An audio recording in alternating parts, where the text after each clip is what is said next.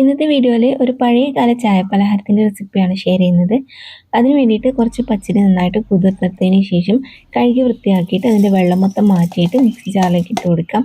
അതിലേക്ക് ആവശ്യത്തിനുള്ള വെള്ളം ഒഴിച്ചിട്ട് കുറച്ച് ഏലക്കായും കുറച്ച് ജീരകവും ചേർത്ത് കൊടുക്കാം. പിന്നെ 2 സ്പൂണ് ചോറും ആവശ്യത്തിന് വെള്ളവും ചേർത്തിട്ട് ഇതുപോലെ നന്നായിട്ട് അരച്ചെടുത്തിട്ട് ഒരു ബൗളിലേക്ക് ഒഴിച്ചു വെക്കാം. ഇനി കുറച്ച് ശർക്കരപ്പാനി മെൽട്ടാക്കിയതിന് ശേഷം ചൂടോടെ തന്നെ ഇതിലേക്ക് അരിച്ചിട്ട് ഒഴിച്ചു കൊടുത്തിട്ട് നന്നായിട്ടൊന്ന് മിക്സ് ആക്കിയിട്ട് എടുക്കണം. ഇനി ഈ മാവിലേക്ക് നമുക്ക് ആവശ്യത്തിനുള്ള ഉപ്പും ബേക്കിംഗ് സോഡയും ചേർത്ത് കൊടുക്കാം. പിന്നെ ഇതാ കുറച്ച് തേങ്ങ കൊത്തും ഉള്ളിയും നല്ലോണം വറുത്തിട്ട് ഇതിലേക്ക് ചേർത്ത് കൊടുത്തിട്ടുണ്ട്.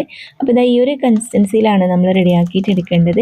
ഇനി നമുക്ക് ഒരു ചട്ടി ചൂടാക്കിയിട്ട് അതിലേക്ക് 1 സ്പൂണ് മാത്രം വെളിച്ചെണ്ണ ഒഴിച്ച് കൊടുക്കാം. എന്നിട്ട് അതിലേക്ക് 2 സ്പൂണ് മാവ് ഒഴിച്ചിട്ട് അതിൻ്റെ മുകളിലേക്ക് നമുക്ക് കുറച്ച് തേങ്ങാക്കൊത്തും ഉള്ളിയും ഇട്ട് കൊടുക്കാം. എന്നിട്ട് മൂടി വെച്ചിട്ട് ലോ ഫ്ലെയിമിൽ കുക്ക് ചെയ്തെടുത്താൽ ഇതുപോലെ നല്ല സൂപ്പറായിട്ടുള്ള അപ്പം റെഡിയാക്കി എടുക്കാൻ വേണ്ടി പറ്റും. അപ്പോൾ എല്ലാവരും ട്രൈ ചെയ്ത് നോക്കണേ.